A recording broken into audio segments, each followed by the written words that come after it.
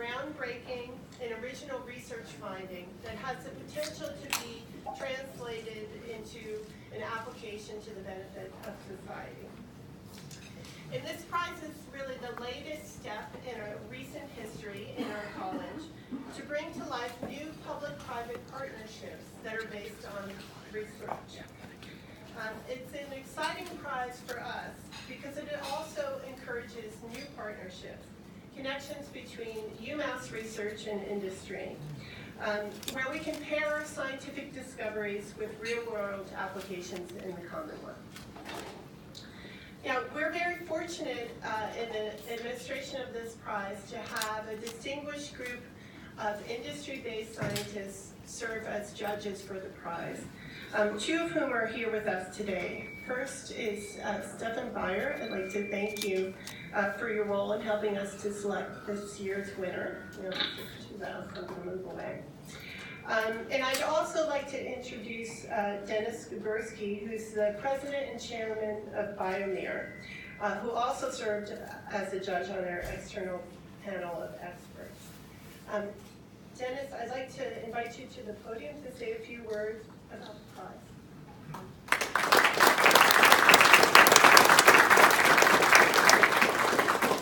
The last time they were clapping for me here was about 45 years ago. I was pledging a fraternity and I swam the campus pond. It was the 1st of May. I'll never forget it. And as cold as it was, I did survive. So there is hope for you if you do something stupid in your life, believe me. We're here to talk about research and development. Research, I've discovered it. Development, I've sold it. It is now going into therapies. And that's what this prize is really about. It isn't just the brightest ideas, it's the science that comes from it, the knowledge. And today we're going to be talking, you're going to hear about, I don't have to talk, this is the best part of it. You're going to get Dr. Thayumanavan's talk on how he convinced the protein to act as the template for drug delivery. And this is such important science. It's going to be a new way to get the material into the cell. It's a new way to really get the therapies to the site of interest. It's going to really make an impact, cure human disease and suffering. And if you doubt the importance of it, he had a 1 percentile score on his follow-up grant from NIH. That is, everyone who's a scientist in the room is shaking their head going, that doesn't happen. I mean, my best score is probably about a 6 or 7 percentile. But 1%. It must be your mother in the audience, but she has science section. It's the only way I can think it could happen. So, remember, he's an entrepreneur now, and I'm going to give you my definition before I invite you up. An entrepreneur is someone who has personally gone on the hook for 2 commas. 000, comma, 000, comma, and put an integer there. You will be on the hook for $1, $5, $10 million someday personally, which means that if you don't succeed, the ball game's over. So, but we have a prize for you today. We'd like, so what I'd like you to do is to come up now, receive the Mahoney Prize. Dr. Thayumanavan is going to talk and present.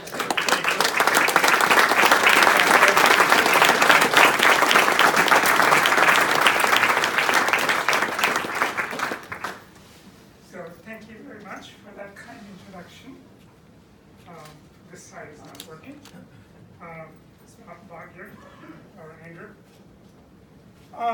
So while that is being set up, I just wanted to first of all thank Dennis for that kind introduction and the Mahoney brothers for their continuing support to the university, to College of Natural Sciences, and to the Department of Medical.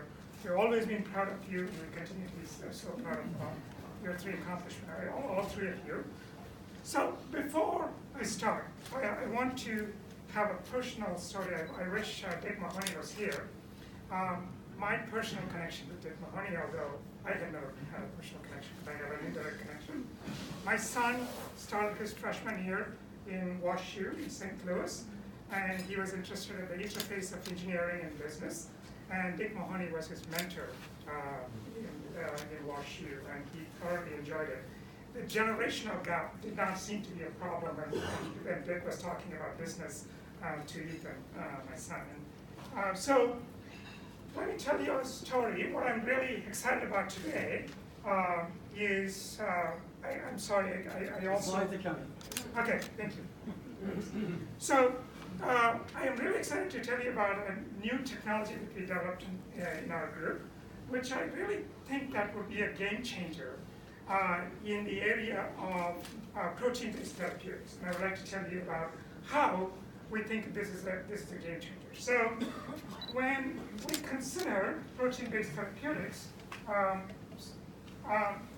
or therapeutics in general, there are two limited scenarios that you can think of. There are two proteins that I'm showing you here, two sets of proteins. The one on the left, you see the green protein has a really nice cavity inside, and that's a classical way of designing drugs. If you have a cavity, you design a molecule, that red molecule that I'm showing you, that fits into that cavity, and that modulates the activity of the protein, and therefore it becomes a drug. If it specifically modulates that activity in preference to thousands of other proteins in our body, then we have a really good drug and does not have much side effects. So that's a classical drug discovery process, and that particular structure is actually the drug GRIDAC, which is used in some of the leukemia treatments. On the right-hand side, on the other hand, the problem is a bit different. You have two proteins interacting with each other, and what we really like to do as a drug is to interrupt that interaction, and that is the form of drug that you would like to generate. And when we try to interrupt that interaction, you have a problem because you don't have this nice, well-defined cavity that you can design the drug for. And in order for us to then interrupt that protein, what you typically do, you design an antibody. An antibody is out of the protein that can come to that interface between the two proteins. And because you have this huge antibody that is sitting at the interface, it can stop those two proteins from interacting with each other. Okay? So that's a way that, and we know how to raise antibodies. People know, immunologists have figured out how to raise antibodies, so we can actually design drugs. That is not a problem.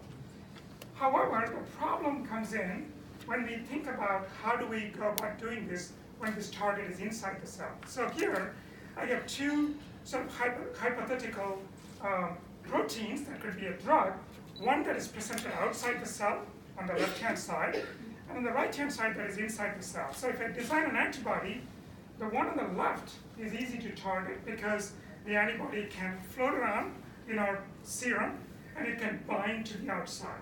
However, if you have it on the inside, now we have a problem because our cellular membrane is there for a reason. The reason is it protects foreign objects from coming in. An antibody is a huge foreign object that will not penetrate that membrane very easily.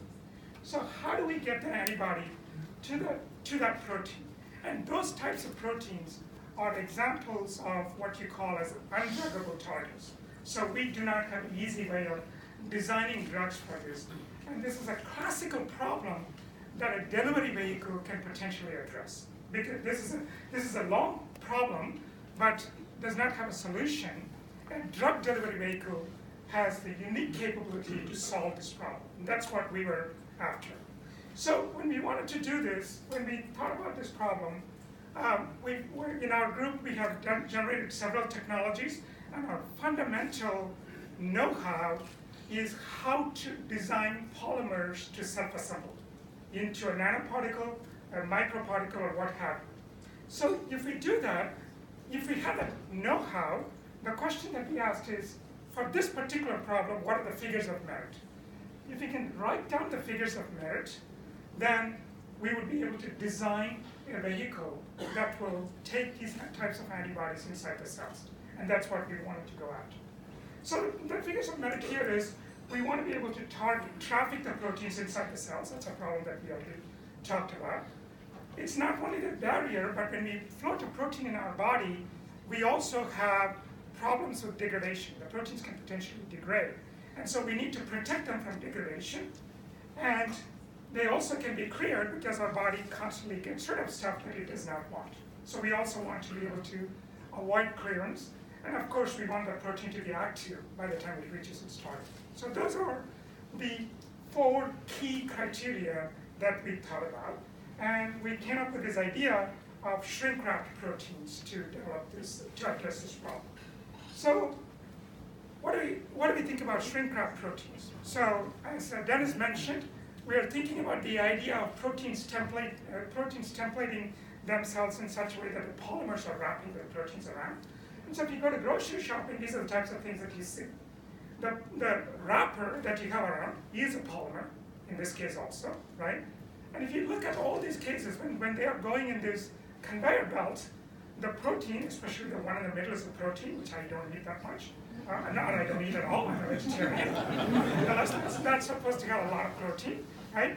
In all these cases, if you look at the shape of the wrapper, it is templated by what is inside, right? So how do we make this polymer wrapper for the proteins that are therapeutic, that we could deliver inside the cells is the question that we asked. And this was really truly our inspiration. So in nature also, in a chemical sense, how do we design this? There's an inspiration from nature that we could think about in order to address this problem. And the inspiration from nature is what you think about as histones where DNA is wrapping around histone proteins. So in this case, what you see is on the top that I'm showing you, lysine, which is an amino acid which is part of our protein, that is interacting with the DNA. If you think about DNA as a polymer, okay? But the nature of the interaction can be modulated by simply modulating the structure of lysine, the structure of the protein, okay? So we have developed enzymes in our body that can modify, and it can reverse the modification, and so modulate the interaction between the protein and the DNA. And so we were asking the question, would we be able to design artificial polymers, not DNA, artificial polymers that can wrap around the protein, and then when we say go, they unwrap itself. So we want to unwrap only on target, but not before it reaches the target, okay? So that's the idea. So here's in a cartoon form that I'm showing you, on the left-hand side is the formation and the unwrapping process. So we have polymer chains, that is in the blue side chains and a black line, that is our polymer. And the one in the red and the green, if you think about it as a protein, the parts of the protein that is going to be reactive are the one in green color.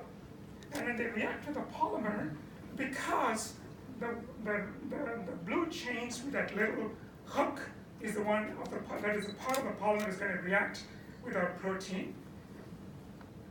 The protein is in smaller amounts. Now the protein is going to attract the polymer chains to wrap around itself. And then we are going to reinforce that interaction using a cross-linking reaction. So this is all done in one step. And then the one on the lower right, that particle is our product that we want to deliver into the cells. And we have programmed the linker between the polymer and the protein in such a way that only when it gets inside the cells, in the cytoplasm, they will unravel and we will release the protein in its pristine form, meaning we do not leave behind any remnants of the protein when the polymer disintegrates inside the cell.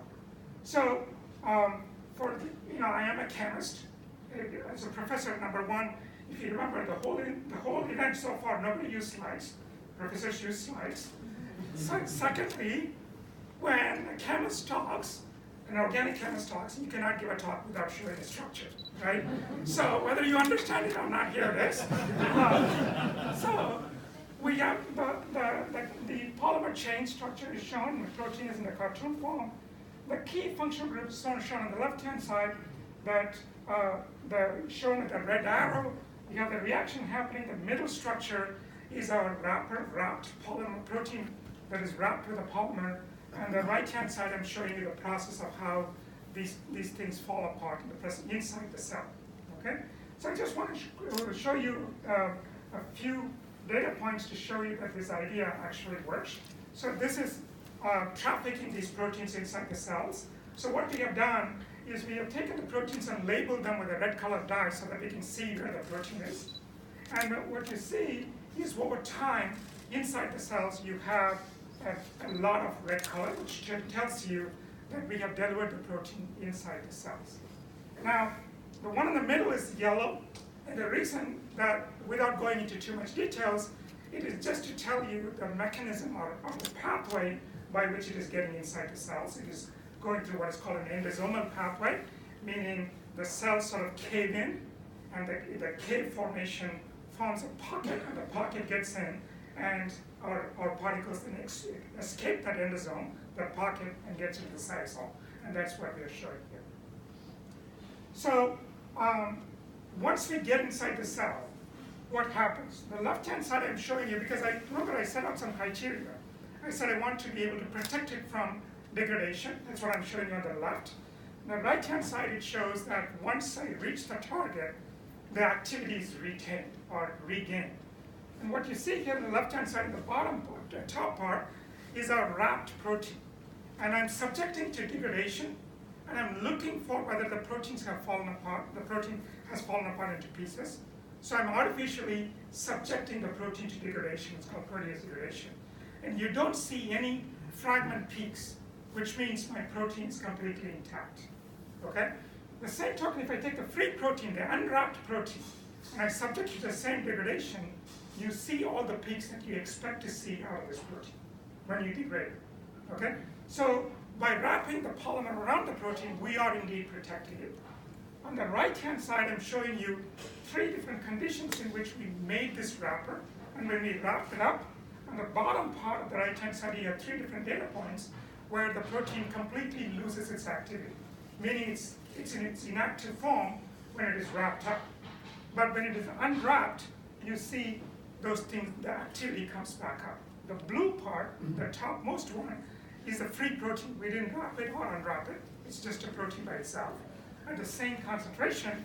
And what this data shows you then is that we can recover about 85% of the activity of the protein upon wrapping and then unwrapping. And that's a pretty high number if you're not calibrated to that number. So we are recovering activity, but structurally, are we releasing the protein in its original form? On the left-hand side, again, I'm showing you the structure where what is called circular dichroism, we just spectroscopically see in a macroscopic sense that the protein is intact. It's macroscopic structure, or at least for a chemist, it's macroscopic. For a biochemist, that's it, right? For a chemist, it's macroscopic. So for a chemist, you want more atomic scale, molecular scale information. That's on the right-hand side. And in mass spectrometry, when you look at the number, so I have 3 sets of proteins there, and I have the top and the bottom for each protein.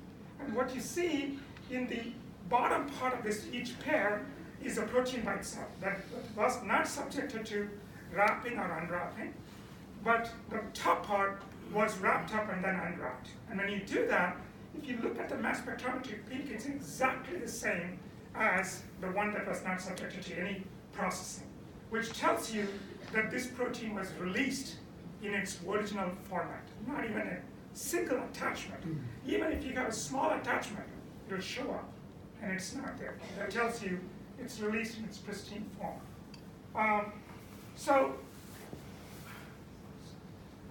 Finally, I would like these proteins, this data, again, now without going through the details, just tells you that the protein is not only released in its pristine form inside the cells, but it is also specifically doing its function that it is supposed to do once it is inside the cell. And that's the data that we're showing you here.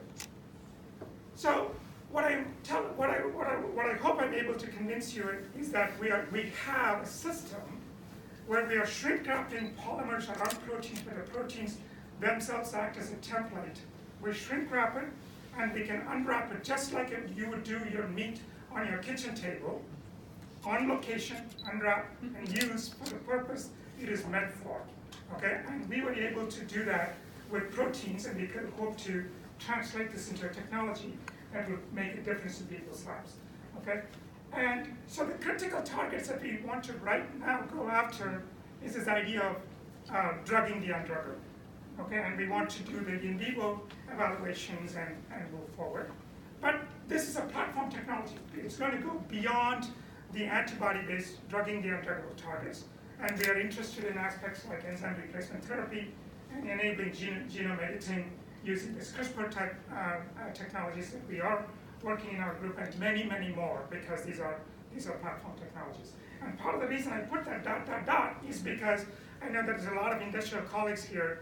One of the things that we would like to hear from you is, because it is a platform technology, what is the problem that you might have that needs a solution, that something like this can solve your problem? We would love to hear from you and work with you on developing this further. And as Dennis mentioned again, we have the NIH funding now to develop the platform by itself, but for specific disease target, we would love to hear from you and work with you in industry.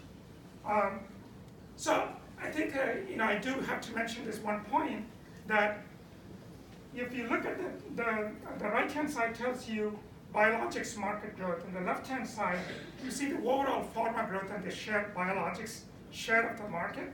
And the green one is the biologic share of the market. And you see biologics has consistently been up there, well above the average pharma market. And what I'm telling you today is that most of these biologics targets systems that are outside, not inside the cell. So what we have here has the potential to tap the market that is largely untapped. Okay, so we are really excited about this, specifically for cancer therapy, because all of us in the room, or most of us in the room, would have somebody who have had cancer, and it has touched your life. And there are a lot of untreatable, incurable cancers that are considered untreatable, and we hope to make an impact there. So I'd be remiss if I don't acknowledge the people who have done the work, because I had this unique pleasure of, just like Swami has the pleasure of talking about the faculty's accomplishments, the microcosm of my world is I have the pleasure of talking about the accomplishments of my students, where I have nothing to do with this, but I get to receive these awards as if I did it, and talk about it as if I'm the brain behind it, but these are the folks who do the work, and I've only told you about a very small percentage of my group. Kinshik Datta is the one who did this, most of the work, or all the work that I talked to you about, and Jami was part of the brain behind designing the system. I did not have the chance to talk about other people's contributions, but our group is highly collaborative, and so these folks also contribute to the discussions and the development of ideas in the group. So I will leave you with that slide. Thank you very much for your attention, and I'll be happy to answer any questions for you.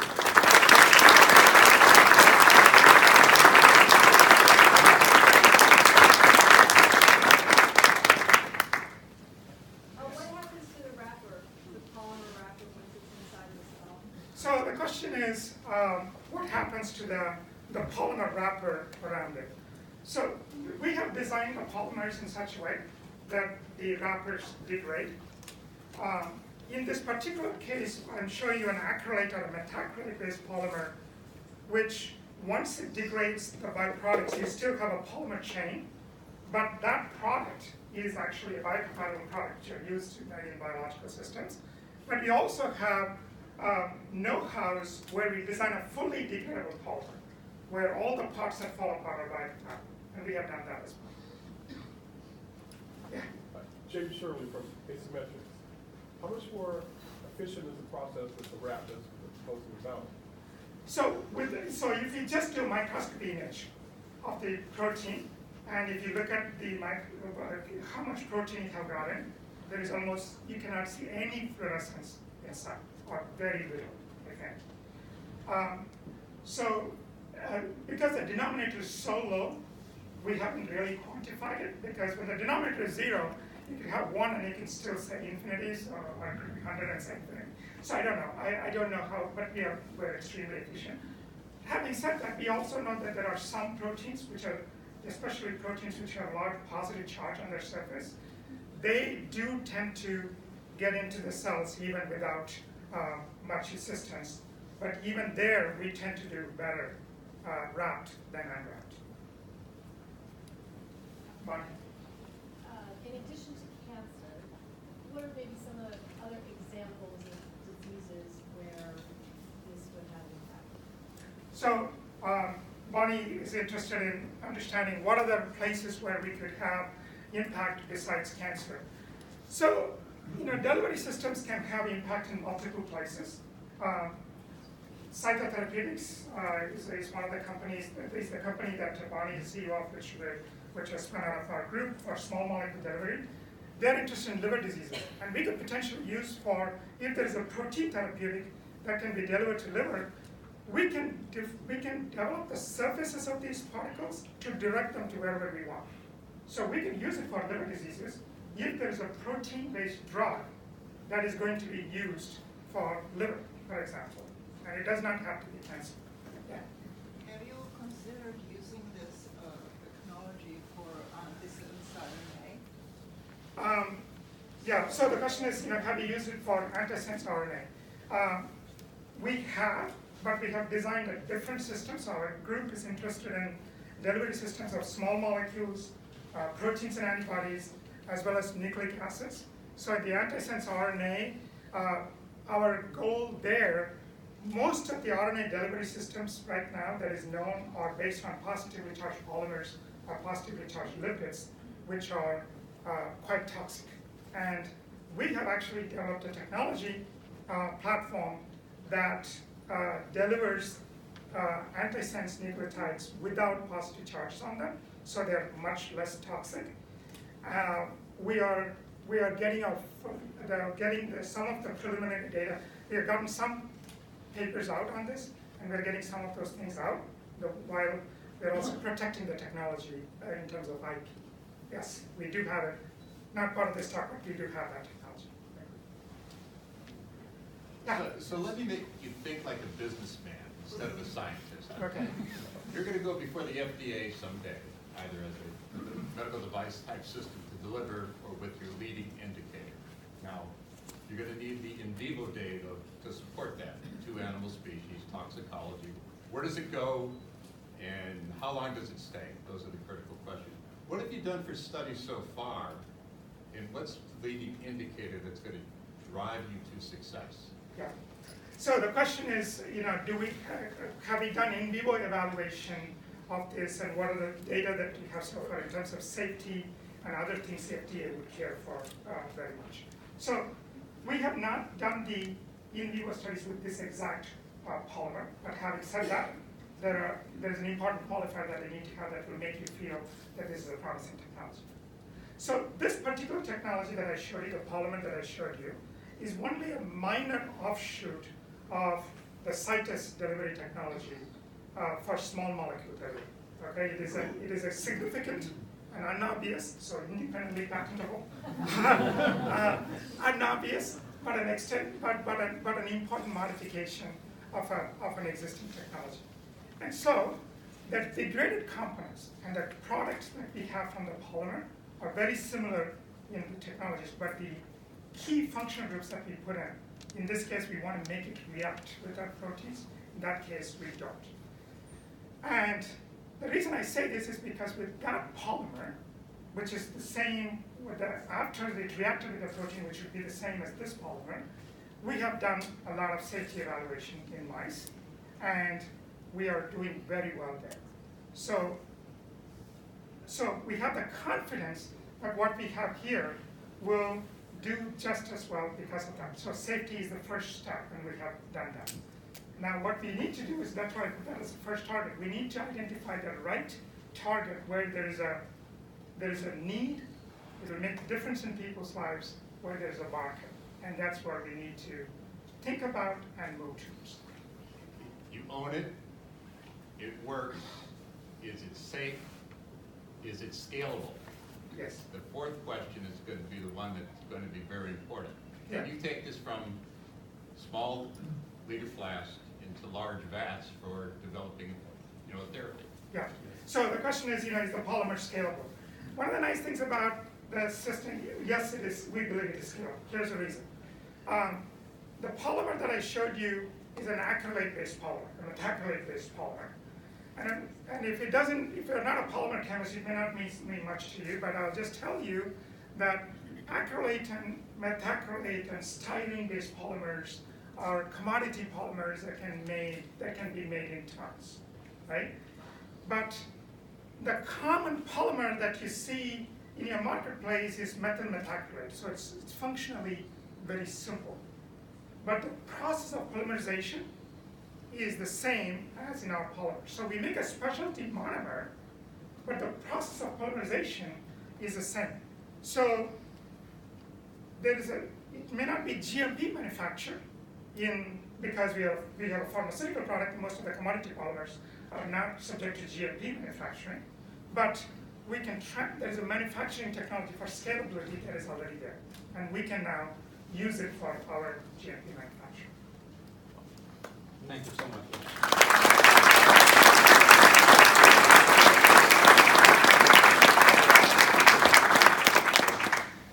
I have to say, this work really embodies the spirit of what we're trying to do here and what the Mahoney brothers, in fact, had intention in making this possible. And so thank you so much for this wonderful work. And now after the first year when we had Dr. Jeannie Hardy present her outstanding work, and now with your example, I think there's a pretty high bar now for our faculty to aim for and our students and our groups to aim for.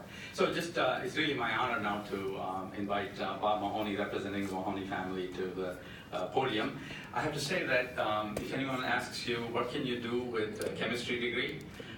There are three Mahoney brothers who can tell you that you can do anything you want to do, including be the CEO of Monsanto, perhaps, or run a bank, as the case may be. So, Bob, it's an honor to have you over here.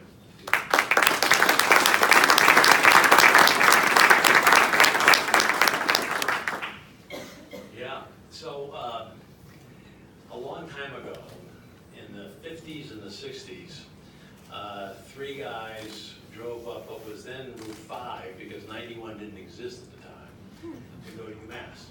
And for us, UMass wasn't just our first choice, it was our only chance for a really good education that we could afford. And my older brothers both studied chemistry, so by the time I got there, they already had jobs. They were driving late model cars. They had jackets that matched their pants. Hey, this chemistry thing looks like the real deal. So I became a chemist too. And so the three of us graduated from chemistry, and this university owes us nothing. We owe it big time. We came out with 3 amazing chemistry degrees and 2 wives, I should say, which is even better. And for someone like me who never practiced chemistry, the value of UMass chemistry degree is breathtaking. It gives you intellectual confidence. Having completed the degree in chemistry at UMass, I know that I can learn anything. My wife is quick to add that I don't know everything, or hardly any part of everything, but I can learn anything, because I learned chemistry at UMass, and that's a gift that you can't put a value on. So we are most beholden to this place. And this prize was really designed to, one, put a big spotlight on UMass science, particularly life science, the business of studying living organisms. So put that spotlight on the great work being done at UMass, but also to reward work that is relevant, that can be applied in industry, particularly medical industry, and is also innovative. And I don't think anyone would disagree with the notion that the work we just heard about from Dr. Ty is both relevant and innovative. So I am most pleased, along with Swami, to present this wonderful prize to you, which I think the shape is somewhat indicative. It shows little steps, and all of a sudden breakthrough. And so that's what we think we see today. Congratulations.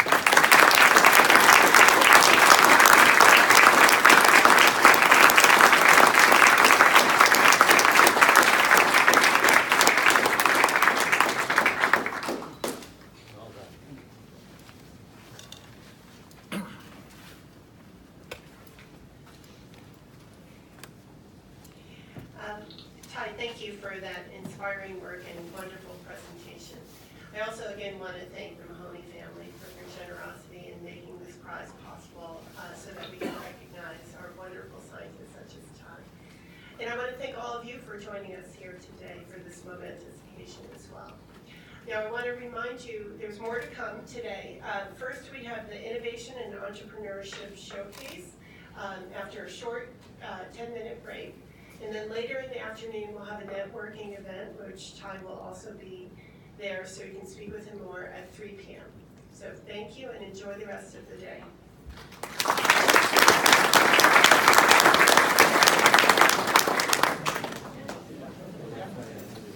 So we'll start with the ID showcase in 10 minutes at 1:50.